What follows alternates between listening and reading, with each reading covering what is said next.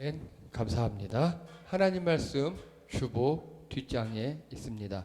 마태복음 9장 18절로 26절입니다. 우리 다 함께 한 목소리를 읽겠습니다. 시작. 예수께서 이 말씀을 하실 때 지도자 한 사람이 와서 예수께 무릎을 꿇고 말하였다. 내 딸이 방금 죽었습니다. 그러나 오셔서 그 아이에게 손을 얹어 주십시오. 그러면 살아날 것입니다. 예수께서 일어나서 그를 따라가셨고 제자들도 뒤따라갔다. 그런데 12해 동안 혈루증을 앓은 여자가 뒤에서 예수께로 다가와서 예수의 옷술에 손을 대었다. 그 여자는 속으로 말하기를 내가 그의 옷에 손을 대기만 하여도 나을 텐데 했던 것이다. 예수께서 돌아서서 그 여자를 보시고 말씀하셨다. 기운을 내어라 딸아. 내 믿음이 너를 구원하였다. 바로 그때 그 여자가 나았다. 예수께서 그 지도자의 집에 이르러 피를 부는 사람들을 떠드는 무리를 보시고 이렇게 말씀하셨다. 모두 물러가거라. 그 소녀는 죽은 것이 아니라 자고 있다. 그들은 예수를 비웃었다. 무리를 내보낸 다음에 예수께서 돌아가셔서 그 소녀의 손을 잡으시니 그 소녀가 벌떡 일어났다. 이 소문이 그 온 땅에 퍼졌다. 아멘. 다 함께 제목 읽겠습니다. 시작. 흩어진 자들을 위한 31 절망과 죽음 가운데 내미는 손. 아멘. 감사합니다. 지난주 설교 제목, 내용 등등 기억이 나십니까? 그렇죠. 꼰대 신앙. 네. 그래서 요한의 제자들이 왔었습니다. 자, 뭐 이제 복음서의 필요성은 다 잘 아시겠고요. 그리고 마태복음의 주제 다 함께 읽겠습니다. 시작. 왕으로 오신 예수님. 아멘. 감사합니다. 마태복음은 행적 설교 맺은말, 즉 이야기 말씀 적용인데 오늘은 그 이야기예요. 이야기. 예수님의 이야기. 자, 그래서 지난주 이야기는요. 세례 요한의 제자들이 와서 왜 금식 안 합니까? 이때 억울함이 나타났다 그랬죠. 억울함. 나는 우리들은 힘들게 금식하는데 왜 당신네 제자들은 먹고 마십니까? 억울함. 자, 그래서 세례 요한의 제자들은요. 금식하면서 온 힘을 다해 경건을 추구했어요. 그런데 선생이신 세례 요한은 감옥에 잡혀갔어요. 더 금식하며 힘써 기도하고 있는데 너희들은 왜 그렇게 먹고 있니? 정통이라 믿어왔던 방식이 흔들리고 있고 정체성에 혼란이 오고 있고 또 존재적으로 억울해요. 너무 억울해. 자, 이게 마치 오늘날 2030과도 비슷하다고 지난번에 말씀드렸어요. 스펙 공부, 진학, 취업에 올인합니다. 정말 우리 청년들 열심히 하고 있어요. 청년 세대의 미래 전망이 붕괴됐습니다. 이제 더 이상 대박은 없어요. 다시 말씀드리면 쪽박도 없지만 대박도 없어요. 그냥 잔잔한 삶이에요. 안정된 삶. 더 열심히 그런데 금수저들 보면요. 그냥 간단히 통과합니다. 또 남자들 입장에서 보면요. 군대 가야 되잖아요. 이제 1년 반. 옛날보다 짧았지만 그래도 군대 가야 되잖아요. 여자들은 안 가는 것 같아. 억울해요. 노력의 한계에 절망합니다. 내가 아무리 노력해도 구조적으로 안 되는 게 있어요. 박탈감. 그래서 세대적으로 억울합니다. 이 당시 세례 요한의 제자들이 이 세상이 변화될 때, 즉 구약에서 신약으로 변화될 때 적응을 못했죠. 그렇죠? 그리고 나는 구약대로 살았는데 새로 전환되는 세상을 보면서 억울해하는 거예요. 여러분, 억울해서 무너질 때 예수님께 나와오십시오. 삶이 우리를 속이고 사람에게 상처 입을 때 예수님 하날 하십시오. 예수님께 나아가야 합니다. 거기서 해답을 얻으셔야 돼요. 역사 이래로 수많은 사람들이 예수님께 해답을 얻고 그 변화에 적응을 해 갔습니다. 자, 이제 그 이야기예요. 예수님께서 예를 들어 말씀하셔요. 야, 니네들 금식할 때도 결혼식 있으면 가서 먹잖아. 그치? 예수님께서 대답을 해주셔요. 주 2회 금식하지? 그럼 잘하고 있어. 나쁘진 않아. 근데 혼인잔치 초청되면 그냥 먹는 게 예의잖아. 거봐, 기쁠 때는 먹는 거야. 근데 지금 예수님의 내 제자들은 나하고 같이 있어서 기쁘거든? 그래서 먹는 걸 뿐이야. 나중에 슬플 때 금식할 거야? 근데 지금은 때가 아니야. 중요한 거, 지적질 금지. 여러분, 우리 억울함의 근본은요. 나를 보면 괜찮은데 남을 봐서 억울한 거거든요. 쟤는 왜 하면 억울한 거예요. 여러분 지금은 없어졌지만 옛날에 혹시 단체 기합이라고 아십니까? 예, 한반 전체가 의자를 들든가 운동장을 돌든가 빠따를 맞든가. 그렇죠? 근데 그 옛날 선생님 중에는 조금 이상한 선생님들이 계셨어요. 특히 저 초등학교 때 5학년 선생님, 지금은 돌아가셨을 게 확실하기 때문에 말씀드리는데, 모두 다 빠따를 치는데 선생님이 좋아하는 애만 빠따를 안 쳐요. 오, 얼마나 억울하겠습니까? 그렇죠? 얼마나 억울하게. 아니 내가 맞는 게 억울한 게 아니에요. 아픈 건 괜찮아요. 제가 안 맞을 때도 억울해요. 그렇죠? 예, 여러분 그렇습니다. 그렇죠? 억울하죠. 예. 근데요, 만약 그 선생님이 걔를요 더 세게 때리면요, 내가 맞는 것도 안 아프겠죠. 그렇죠? 왠지 안 아플 것 같아요. 억울함은요, 내 처지가 아니라 나와 남의 처지를 비교할 때예요. 즉 내 눈이 옆으로 돌아갈 때 억울한 겁니다. 여러분 신앙의 기본은요, 하나님을 바라보는 거예요. 예수님을 바라보는 거예요. 나와 하나님과의 1대1 관계, 그 눈 맞춤의 관계, 거기서 해결을 보셔야 눈이 돌아가면 그 순간 억울하다니까요. 그래서 남을 지적질하면 안 돼요. 남을 보면 안 돼요. 남을 보게 되면요, 성경이 순하신 분들은 속으로 삭혀요. 왜 쟤는 그러고. 근데 성경이 못 되시고 거친 분들은 왜 쟤는 그렇습니까? 하고 지적질 시작하는 겁니다. 오늘 세례 요한의 제자들이 그거예요. 예수님, 왜 당신의 제자들은 그렇게 금식도 안 하고 먹고 마시 놉니까? 지적질을 시작하는 거예요. 새로운 시대를 선포하셨어요. 예수님은 이제 옛날 기준 말고 새롭게 바뀌었다고, 좀 옛날 기준 좀 적용하지 말라고, 새롭게 됐어.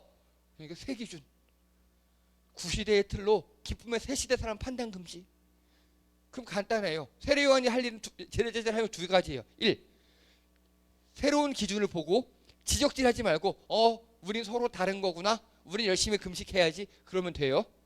2번, 저게 새로운 거구나, 그렇게 바꾸면 돼요. 새로운 걸로. 두 개예요. 상대방의 다름을 인정하고, 근데 나는 이게 좋아, 그럼 나는 이거 하고 넌 그거 해, 그래 화이팅 하면 됩니다. 아니면 저게 새로운 거구나 하고 바꾸면 돼요. 근데 지적질하면 그때부터 예수님도 못 말리는 꼰대 신앙이 되는 겁니다. 여러분, 제가 이제 이번 학기 강의는 다 끝났거든요. 신대원 가는 강의는. 가서 강의를 하잖아요. 그러면 신대원생들은 너무너무 좋아해요. 새로운 교회 모델이니까. 그런데 옛날에 저희가 처음에 교회를 개척하고 시작했을 때 선배 목사님들로부터 수많은 지적질과 수많은 갈굼을 당했었습니다. 그렇게 하면 안 된다고. 예. 그런데 결국 코로나 지나니까 이렇게 하는 게 되는 거였어요. 이렇게 하는 게. 자, 그리고 우리 예수님이 또 예를 드세요. 뭐 생배 조각 이야기 들고, 그리고 이렇게 헌옷에다가 쇠천을 붙이면 둘 다 찢어진다. 그리고 또 포도주 있잖아, 니네 새 포도주를 새 부대에 담아야지, 헌 부대에 담으면 다 터진다, 뭐 이런 이야기를 해주세요. 여러분, 일단 한 가지, 예수님은 지금 몇 번 같은 말을 반복하고 계신다고요? 3번. 예, 저도 많이 회개하고 3번까지는 반복하려고 노력하고 있어요. 예, 3번까지는. 근데 쉽지 않아요. 네. 예. 그리고요, 여기서 또 중요한 건요, 이 비유 자체가 지극히 서민적이라는 거예요. 서민들이 알아들을 수 있는 거. 약한 자들이, 실제 일하는 사람들이 알아들을 수 있는 비유라는 거예요. 그래서 새 시대의 비유를 3번이나 반복하고 약한 자들이 알아들을 수 있게 해주셨습니다. 자, 세례 요한의 제자들아, 지금까지 고생 많았어. 니네 낡은 틀 안에서 그 낡은 틀에 맞춰서 열심은 있었거든요. 무식한 방법으로 열심히 했거든요. 아유, 얼마나 고생 많았어. 왜 이렇게 무식한 방법으로 열심히 했니? 고생했어. 경건 생활 시키느라 진짜 수고했어. 그런데 내가 바로 니들 선생이 말한, 세례 요한이 말한 바로 그야, 그 메시아. 새로운 세상, 새로운 시대에는 새로운 틀이 필요해. 계속 구시대적 발상에 머물면 결국 망한다 라고 오늘 예수님이 말씀하시는 거예요. 여러분, 우리도 마찬가지입니다. 신앙생활뿐만 아니라 지금 세상이 얼마나 빠르게 변하고 있습니까? 정말 저는 이때 제일 불쌍한 분들이 노년층 분들이에요. 노년층 분들. 옛날엔 노인들의 지혜가 금과 옥조였어요. 조선시대 초기만 하더라도요, 할아버지의 지식이, 할아버지가 어우 야 쑤신다, 비 오겠다, 장독대 뚜껑, 애미야 장독 뚜껑 닫고 지금 저기 논에 그 물길 좀 내놔. 에이 할아버지 맑은데 뭐 영락없이 비가 오거든요. 야 바람이 심상치 않아, 빨래 걷어. 그런 할아버지의 경험이 그대로 손주에게 물려받는 그런 시대였어요. 근데 지금은요, 할아버지가 쑤신다 그러면 병원 가세요 그러겠죠. 일기예보가 더 잘하는데, 그리고 AI 등등등 엄청나게 빠르게 변화하잖아요. 그 변화에 적응하지 못하면 우리 도태되는 겁니다. 오늘 예수님은요, 익숙함과 진리를 구분하라고 말씀하고 계셔요. 니네들 그 익숙한 게 진리가 아니야. 변한다니까.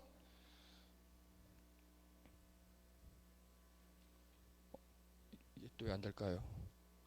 변화하는 시대에 눈과 귀를 닫으면 그게 바로 꼰대가 되는 겁니다. 그래서 여러분, 세상이 어마어마하게 빠른 속도로 변화하고 있어요. 이 세상이. 그래서 절대 변하면 안 되는 진리가 있잖아요. 그 진리는 잘 지키셔야 돼요. 근데 또 문제는요, 그 진리조차 자꾸 벽이려는 놈들이 있어요. 그건 나쁜 놈들이고요. 그리고 그건 잘 지키시고 나머지 것들은 빠른 변화에 적응하는 것, 내 틀을 빨리 깨는 것, 그게 이 시대에 살아남고 이 시대의 리더가 되는 방법입니다. 이게 지난주에 여기까지 했습니다. 이번 주 말씀입니다. 18절 다 함께 읽겠습니다. 시작. 예수께서 이 말씀을 하실 때 지도자 한 사람이 와서 예수께 무릎을 꿇고 말하였다. 내 딸이 방금 죽었습니다. 그러나 오셔서 그 아이에게 손을 얹어 주십시오. 그러면 살아날 것입니다. 아멘. 굉장히 슬픈 일이 발생했습니다. 오늘은요, 스토리가 되게 중요합니다. 이거 마태가 일부러 이렇게 한 거거든요. 자, 지금 세례 요한의 제자들과 이런 이야기를 막 하고 있는데, 장소는 예수님 집이에요. 한 사람이 헐레벌떡 뛰어들어와서 예수님께 꿇어요.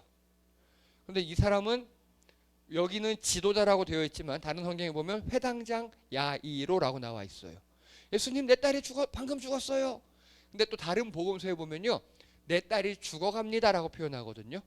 아마도 야이로는요, 그 딸이 아프니까 지켜보다가 숨이 넘어가 그 직전에 뛰어왔던 것 같아요. 그래서 내가 예수님께 가면 틀림없이 이 시간에 죽을 것이다. 그때쯤 딱 임종 직후 뛰어왔던 것 같아요. 그래서 예수님이 그래 가자 하고 가는데, 어떤 12년 동안 혈루증을 앓는 여자가 와서 예수님을 딱 붙잡아요. 그런데 나아요. 그리고 또 가서 예수님이 소녀도 야 있나 해서 살려요. 이런 이야기예요. 두 가지 이야기가 중첩되어 있어요. 두 명의 사람을 예수님이 살리셨어요. 오늘 그 이야기예요. 근데 다른 복음서에 보면요, 이게 이렇게 두 개를 안 껴져 있거든요. 마태는 이렇게 해놨어요, 일부러. 그 이유가 있습니다. 오늘 그 이야기를 한번 해보도록 하겠습니다. 먼저 회당장 야이로에 대해서 좀 아셔야 돼요. 예수님께 와서 무릎 쫙 꿇은 소녀의 아빠. 회당이 있는 마을에 신망받는 입니다. 여러분, 성인 유대인이 일정 명수, 15명, 20명이 있으면 회당이라는 걸 만들 수 있어요. 그 당시에. 이 회당이 발전된 게 지금 교회예요. 제가 많이 말씀드렸죠. 회당이 발전한 게 바로 지금의 교회입니다. 제가 꽂았을 텐데요. 잠시만요.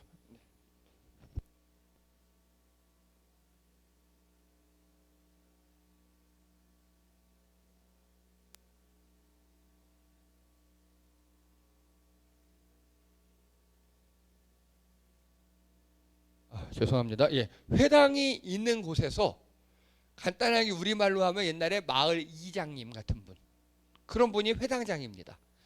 이 회당장은요, 예배와 회당 운영을 총괄합니다. 회당에서 그 당시 예배가 있잖아요. 그러면 예배 순서를 정해요. 자, 오늘은 누가 성경 봉독하시고, 누가 기도하시고, 설교하시고, 특송하세요. 그리고 재정도 관리합니다. 회당에 막 헌금이 들어왔네요. 근데 누구네 집 좀 가난하대요. 또 도와주십시다. 여기 회당이 무너졌어요. 고치십시다. 이렇게 재정을 총괄 운영하고요. 율법 교사를 임명합니다. 즉 랍비 있죠. 랍비를 이분은 이제 조금 성경도 잘 아시니까 이분한테 배우시면 돼요 라고 임명하고요. 또 어린이들을 교육합니다. 간단하게 어린이들 교육을 직접 하는 건 각 집안의 엄마예요. 근데 얘가 유대인으로서 성인식을 할 수 있느냐 없느냐를 회당장이 검사하는 거예요. 시험 보는 거예요. 자, 출애굽기 1장 3절 외워봐. 이런 식으로. 만 15세 되는 애들을 데려다가 신앙을 점검하고 얘는 이제 유대인으로서 말씀 교육이 잘 됐습니다. 성인식해도 돼요. 그게 우리 지금 세례식으로 남아 있어요. 회당장은 또 종교 사회적 권위를 두루 가진 자입니다. 이런 사람이에요. 이해되시죠? 어느 정도인지. 이던 회당장이 딸이 죽었어요. 죽어가요. 자, 마을에 존경받는 어른의 딸이 죽어갑니다. 마을 사람들이 아마 한 마음으로 슬퍼했을 수도 있고요. 자, 딸이 어떻게 아파요? 그러면 옛날에 옆 동네 보니까 누가 이랬을 때 이렇게 나았어요 등등등 온갖 방법을 다 썼겠죠. 그래도 안 돼요. 그래도 안 돼요. 고쳐지지가 않아요. 딸은 점점 죽어가요. 한 마을의 회당장으로 하나님과 이웃들에게 인정받는 신앙인이었습니다. 또한 아빠로서 딸과 행복하게 지냈어요. 어느 날 딸이 아프기 시작합니다. 할 수 있는 걸 다 했겠죠. 나름 권위도 있고 하니까 정말 기도 부탁도 하고 뭐 용한다는 응원단 데려오고 먹이기도 하고 정말 할 수 있는 걸 다 했을 겁니다. 여러분, 저희 부부와 되게 친하게 지내는 부부가 있어요. 그 부부도 다 두 분 다 선생님이시고 또 신실한 크리스찬이셔요. 근데 딸이 아파요. 딸이 아프다 보니까 이분들이 할 수 있는 걸 다 하다가 뭐 제주도 어느 산에 영험한 기가 있다고 거기 기 받으러 가시고 그런 것까지 하시더라고요. 근데 그분들이 그렇게 상식이 없는 분들이 아니시거든요. 두 분 다 교사시고 신실한 크리스찬인데도 딸이 아프니까 정말 신랑 같은 희망, 할 수 있는 걸 다 하시더라고요. 제가 그분들에게 뭐라고 할 말이 없더라고요. 딸이 아파서 그렇게 한다는데 뭐라고 하겠습니까? 아마 회당장 야이로도 그랬을 겁니다. 정말 할 수 있는 거. 그러다가 정말 마지막이었을 거예요. 딸이 죽어갈 정도니까. 마지막에 예수님께 나온 겁니다. 그러나 백약이 무효합니다. 유독해졌어요. 딸이 유독해요. 회당장 다 부질없어요. 이제 장례를 준비해야 할 무능한 아빠입니다. 여러분, 우리나라는 3일장이죠. 이 나라는 7일장이에요. 7일장인데 숨을 거두자마자 해야 할 거가 바로 이 피리꾼과 곡군을 부르는 일이에요.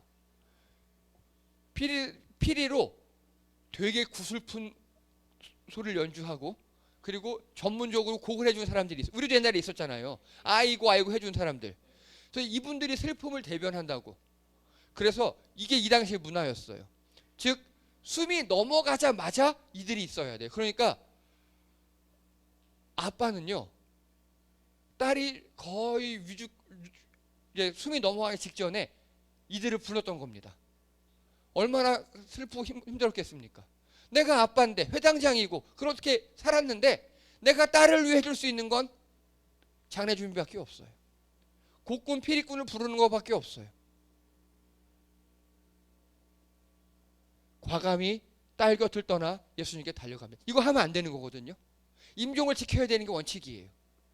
그런데 상주가 과감히 예수님께 달려갑니다. 예수님께 꿇어요. 여러분, 회당장은 안 꿇어도 돼요. 근데 이 회당장이 아니라 지금은 아빠예요. 아빠예요. 아빠로 꿇어요. 예수님께 빌어요. 와서 살려달라고. 여러분 안 그렇겠습니까? 당연한 거예요. 빌어요. 죽음 가운데 예수님께 손을 모은 회당장입니다. 예수님께 손을 내밀었어요. 세상 명예 부귀가 다 부질없음을 인정하고 예수님께 손을 모았어요. 사랑하는 성도님들, 이 땅에서 힘드실 때 부디 예수님께 손 내미시기 바랍니다. 우리의 아픔, 슬픔 가운데 주님께 손 내미세요. 찬양하시고 기도하세요. 오늘 이 아빠는 회당장이 아니라 아빠로서 드디어 마지막 결단을 했습니다. 정말 잘한 일이에요. 정말 잘한 일이에요. 이 사건이 벌어지고 예수님이 그래 가자 라고 갑니다. 자, 철저하게 야이로의 입장에서 볼게요. 급히 딸에게 가는데 어떤 여자가 예수님을 잡아요. 여러분이 아빠예요. 내 딸 죽었는데 예수님 거의 끌다시피 가는데 뒤에서 누가 예수님을 잡아요. 마음이 어떻겠습니까? 딱 보니 부정한 여자예요. 그것도. 자, 율법적으로 생각해 볼게요. 지난번에 말씀드렸어요. 부정한 자와 터치하면 어떻게 되죠? 같이 부정해지죠. 그럼 일주일 동안 어떻게 돼요? 격리해야 된다 그랬죠. 근데 보세요. 부정한 여자가 예수님을 잡았어요. 예수님은요. 원래대로라면 부정해지죠. 그럼 이 부정한 사람이 와서 내 딸을 잡아요. 그럼 어떻게 되겠어요? 이 사람 보통 율법적 생각에는 예수님이 이미 효과를 잃은 약이에요. 효염을 잃은 거예요. 지금 능력이 못 나가는 거예요. 지금 회당장 야이로는 아마 이 여자를 때려 죽이고 싶을 거예요. 아니 어차피 12년 동안 알아왔으면서 왜 지금 잡냐고. 내 딸을 살려야 되는데. 안 그렇습니까? 지금 가서 내 딸을 살리고 당신 조금만 기다리라고 그 다음에 하라고 그럴 수도 있는 거잖아요. 근데 설상가상으로 예수님께서도 멈춰요. 내 딸 지금 얼른 가야 되는데 멈춰서 그 여자와 대화하고 있어요. 그 여자를 가만히 바라보고 있다가 기운내라 내 딸아 내 믿음이 너를 구원하였다 이러고 있어요. 내 딸 살리러 가야 되는데. 자, 여러분 혹시 선입선출이라고 들어보셨습니까? 그게 뭐죠? 선입선출? 먼저 들어온 걸 먼저 내보내는 편의점이라든가 식당에서 쓰는 거죠. 우리말로 하면 선착순 같은 거예요. 여러분 병원 가면 대기표 뽑으시죠. 우리 어디 가는지 다 대기표 뽑잖아요. 이 여자는 대기표를 어겼어요. 그것만 해도 화날 일인데 예수님이 그걸 인정해요. 자, 근데 여러분 이런 곳이 있어요. 대기표를 무시하는 곳. 어디입니까? 응급실이에요. 응급실. 제가 여러분들을 모시 응급실을 가봤거든요. 감사하게도 거기서 많이 기다렸어요. 그게 감사한 겁니다. 여러분 응급실 가서 오래 기다리는 게 감사한 거예요. 응급실 갔는데 대기표도 보통 제가 모시고 간 분들이나 가면 다들 대기표 뽑으세요. 접수 번호는요. 예, 어떠세요? 이렇게 되게 절차가 복잡해요. 그게 다행인 거예요. 응급실 들어갔는데 절차 없이 대기표 뽑으시 바로 된다? 그럼 큰일 나는 겁니다. 응급실은 급한 순서죠. 대기표 뽑는 게 순서가 아니에요. 그런데 오늘 보세요. 예수님. 지금 누가 더 급해요? 죽은 딸이 훨씬 급하죠. 야이로의 생각. 우리 생각엔 그래요. 죽은 딸이 훨씬 급해요. 이 여자는 12년 동안 알아왔잖아. 12년 알아오든가 가서 야이로의 딸 살리고 돌아오면 30분이면 될 텐데 30분만 기다리면 되잖아요. 그런데 이게 우리 생각과 예수님 생각의 차이예요. 내가 먼저인데 12년 동안이나 기다렸잖아. 30분만 기다리면 되잖아. 불쌍하긴 하지만 이게 야이로의 생각이에요. 지금 우리들의 생각이에요. 근데 예수님 생각은 무엇인지 아십니까? 이 여자는요 부정한 자잖아요. 그렇죠? 이스라엘의 아싸예요. 아웃사이더예요. 지금 이 여자는 인생 최대의 용기를 내서 예수님께 온 거예요. 즉 이 여자는 지금 아니면 안 되는 거예요. 사람들이 막고 있어서 올 수가 없어요. 지금 아니면. 예수님이 그걸 판단하신 겁니다. 말씀으로 치유하십니다. 나았다. 선언해요. 지금 뒤에서 쳐다보는 야이로는 속이 다 죽겠어요. 지금. 그래 알았어요. 근데 마음이 복잡해요. 아픈 딸을 둔 아빠로서 아픈 여자를 보니까 옛날에는 몰랐거든요. 옛날에는 회당장으로서 부정한 여자 회당에 들어오면 안 돼. 그러니까 회당장으로서 당연한 내 책무예요. 근데 이제 아픈 딸을 둔 아빠로서 아픈 여자를 보니까 측은한 거예요. 측은은 지금도 들지만 그래도 내 딸 급해. 근데 예수님이 치료를 해주시네. 와, 내가 찾아오긴 제대로 찾아왔구나. 저 여자 12년 동안 이 동네에서 아픈 여자로서 회당에 이 마을에 못 들어온 여자인데 유명한 여자인데 예수님께 치료해주셨네. 내 딸도 되겠다. 급함과 조급함, 그리고 예수님의 야속함, 그리고 일말의 희망, 이런 게 막 교차하는 그런 장면입니다. 여러분, 야이로와 혈류를 얻는 알코니 여인은요, 정말 오늘 마태가 너무너무 배치를 잘했어요. 일단 야이로는요 인싸입니다. 그렇죠? 여러분, 인싸가 뭔지 아시죠? 인사이더, 유명인, 인싸예요. 회당장이에요. 마을의 대표격이에요. 신앙적, 사회적으로 권위 있는 자예요. 혈류증 앓는 여인은요 전형적인 아싸죠. 아싸도 아웃 아싸예요. 그냥 아싸가 아니에요. 공식 왕따예요. 공식 왕따. 야이로가 공개적으로 예수님께 나왔죠. 예수님의 집에서 예수님께서 설교하고 가르치고 계시는데 공개적으로 달려와서 탁 무릎을 꿇어요. 원래 야이로는 권위가 있고 그런 사람이어서 이게 되게 부끄러운 일이에요. 야이로에게는. 근데 그런 걸 다 무시하고 와서 무릎을 꿇었어요. 그런데 혈루증 앓는 여인은요 비밀리에 와서 예수 손만 싹 잡아요. 옷만. 왜냐? 이 여자는 공개적으로 올 수가 없거든요. 마을에 들어올 수 없거든요. 그래서 공개적이든 비밀리든 이게 중요한 게 아니에요. 다들 어쨌든 최대한 서둘러서 우선순위를 가지고 열심히 예수님께 달려온 게 중요한 겁니다. 그리고 야이로는요 급성 사건이에요. 지금 딸이 지금 죽었잖아요. 급해요. 그런데 혈루증 여인은 만성이죠. 12년 동안 알아왔잖아요. 천천히 해도 될 것 같기도 한데, 근데 예수님의 시각은 다르다니까요.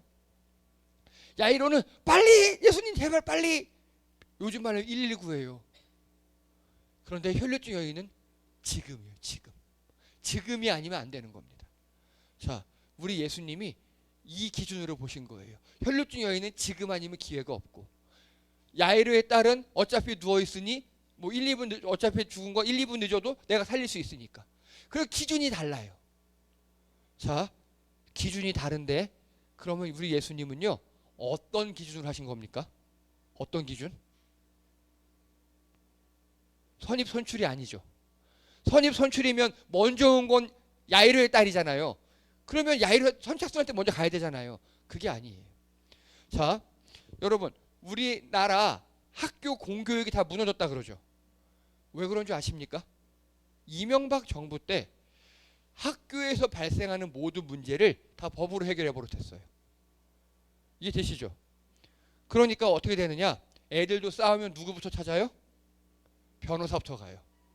그럼 변호사와 교사가 싸우면 교사가 판판이 지죠. 변호사들은 새로운 시장을 개척한 거예요. 새로운 시장을. 그래서 교사들 사이에 변호사 보험이 생겼어요. 교사들도 변호사를 대응해야 되는데 비싸니까 변호사 보험이 생겼어요. 그래서 이런 우리나라 같은 일을 먼저 겪은 나라가 있어요. 독일이에요. 독일에서는 어떻게 했느냐? 이걸 회복적 교육이라고 그러거든요. 뭐 어떻게 했느냐? 누가 싸웠어요? 잘잘못을 가리는 게 아니에요. 여러분, 잘잘못을 가리는 게 법원이 하는 일이죠. 따져서 네가 먼저 선빵을 날렸네? 너 잘못했어. 너도 참지 못하고 2대 때렸네? 쌍방인데 8대2 이렇게 한단 말이에요. 이게 우리나라 교육이 망가진 거예요. 공동체성이 다 사라져버리고 법리만 남아있어요. 그럼 독일에서는 어떻게 하느냐? 사건은 벌어졌죠. 사건은 벌어졌잖아요. 그럼 그 사건 가운데 제일 아픈 사람이 누군가를 찾아요. 제일 큰 피해자가 누군지 찾아요.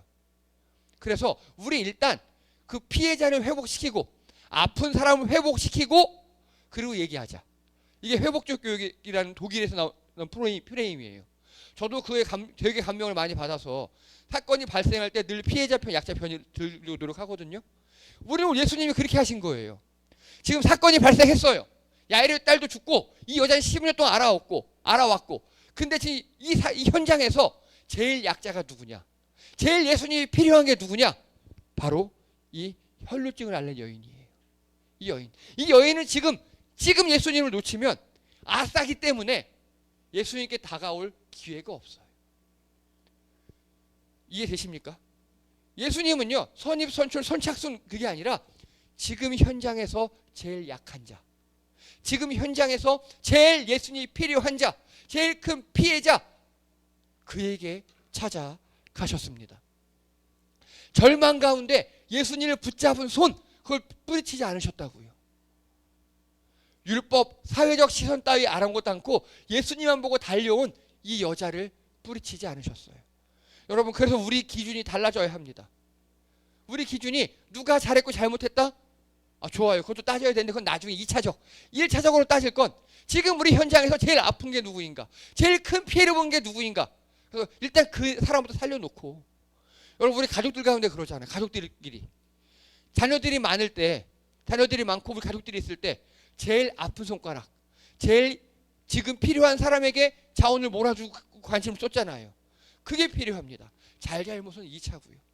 그래서 그가 회복이 된 다음에 그때는 잘잘못을 따질 때 따지기 훨씬 더 편해진다 그러더라고요. 오늘 예수님이 그거 하신 겁니다.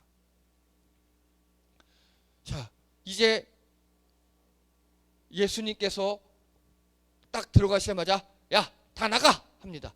거기서 열심히 곡을 하고 있던 곡군들, 피리 부는 사람들 다 내쫓으셔요. 그리고 에이, 자네, 이렇게 표현하세요. 잔다. 그리고 야이로의 딸을 잡아 일으키고 뒤에 야이로 되게 환하게 웃고 있고. 흩어진 유대인, 이 이야기는요, 잘 기본이 흩어진 유대인들이 하는 이야기잖아요. 오늘 이야기를 통해서 멀리 사는 디아스포라 유대인들은 어떤 감정을 느꼈을까요? 먼저요, 성전이 무너진 후 이방 땅에서 회당 중심으로 살았어요. 이들은 다 회방 중심으로 살았어요. 이방 땅에서 회당 중심으로 살고 있는데, 회당장이 무릎 꿇고 기도하는, 우리 예수님이 회당장보다 높구나 라고 인식했어요. 두 번째, 예수님은 부정한 접촉도 이기시는 분이다. 이 여자가 예수님을 잡았으면 예수님도 더러워지고 더러워진 채로 기적이 안 나와야 될 텐데, 예수님은 오히려 깨끗하셔서 이 여자도 고쳐주시고 가서 야이르의 딸도 고쳐주시고. 그런데 우리는 지금 이방 땅에서 율법을 제대로 지키지 못하고 부정한 채로 어쩔 수 없이 그 술도 고기도 좀 먹으면서 이상한 것도 먹으면서 좀 그리고 살고 있는데, 우리도 부정하다고 막 양심의 꺼리낌이 있는데, 예수님께 나아가면 우리를 정결케 하시는구나. 부정함을 이기시는 분이구나. 여러 상황 가운데 모두를 치유하신다. 여러분, 이게 정말 감사한데요, 우리는요 어쩔 수 없이 중요한 걸 먼저 하고 안 중요한 걸 나중에 할 수밖에 없죠. 그렇죠? 예수님은 하루에 한 명 치유하는 그 제한 같은 게 없잖아요. 그렇죠? 여러분, 여러분이 예를 들어 암에 걸리셨을 때 서울의 큰 병원 유명한 의사 찾아가면요, 거기 병원 누가 아는 사람 없으면 최소 몇 개월 기다려야 돼요. 근데 우리 예수님은요, 그런 게 없으세요. 그런 게 없어요. 한꺼번에 모든 곳에 계셔서 모두를 동시에 치료할 수 있어요. 장소, 시간의 제약이 없이 모두를 치유하시는 분입니다. 누구를 치유하면 누구를 못하고, 이런 선택과 아니면 선택받지 못하는 기회비용, 이런 분이 아니시라고요. 은혜는 경쟁이 아니라 확장입니다. 그래서 자, 다시요. 세례 요한의 제자들은요, 왜 쟤는 이런다 그랬죠. 우리의 은혜는요, 예수님께 한 명의 은혜 받잖아요.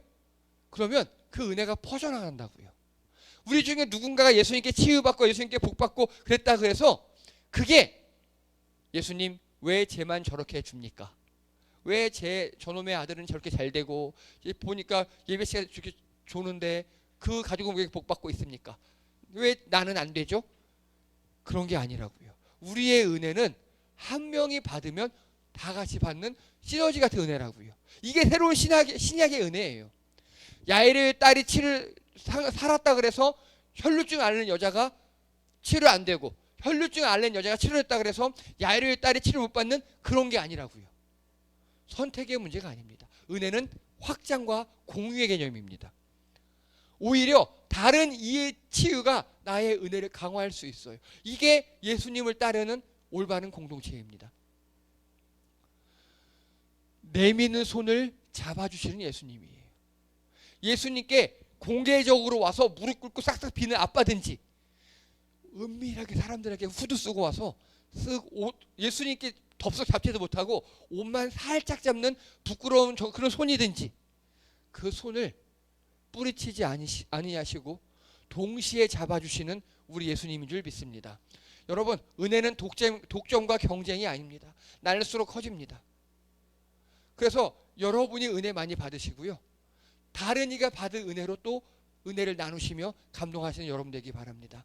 기도드립니다.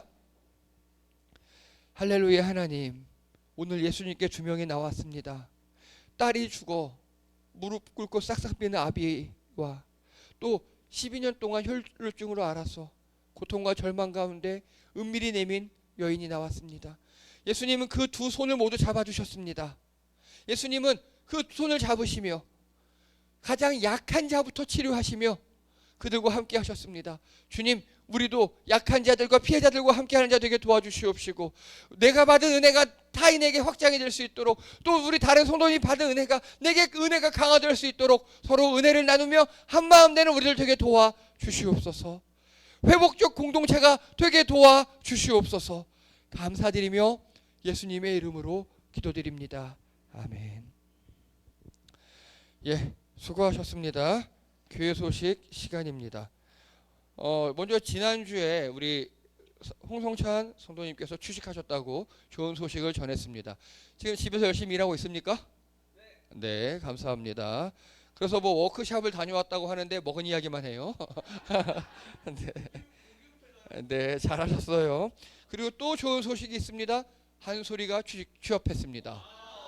그래서 연봉이 올라가고 출퇴근이 가까워지고 이제 낮에 일하고 밤에 쉬고 주말에 쉴 수 있어요.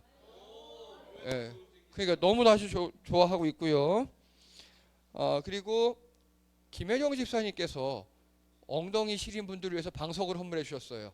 어제다 설치를 했거든요. 우리 옆에 그 로비에 의자에 방 설치했습니다. 네. 그리고 저기 이제 지금 올 겨울 들어 난로를 다 기름 넣고 돌리고 있으니까 난로 많이 따뜻하게 지내시고요. 그리고 저희가 지금 식사하는 인원이 점점 많아져서 감사한 일이죠. 테이블을 하나 또 새로 만들었습니다. 네. 예, 제가 만들었어요. 네. 그리고 이제 제가 저희 노예 가입한 지 지금 11년이 됐는데요. 원래 7년 차가 되면 노예에서 목사 수련회라 그래가지고 말이 수련회지 이제 안식년 삼아 이렇게 보내주는 게 있었어요. 제가 그걸 4년 동안 연기했거든요. 근데 더 이상 연기하면 이제 잘린다 그러더라고요. 그래서 제가 내년에는 가야 될 것 같습니다. 그래서 내년에 일주일밖에 안 가요. 네, 걱정 안 하셔도 되고요. 네. 그리고 예, 이제 올해 이제 1년이 다 지나고 한 달밖에 안 남았습니다. 마음이 어떠십니까? 그렇죠. 아이고 그러시죠. 네, 남은 한 달 잘 마무리하시고요. 그리고 취업했으니까, 그치 이제 직장인이 되었으니까, 예, 내년에는 이제 직장인으로서 열심히 잘 사세요. 네, 자 이상입니다.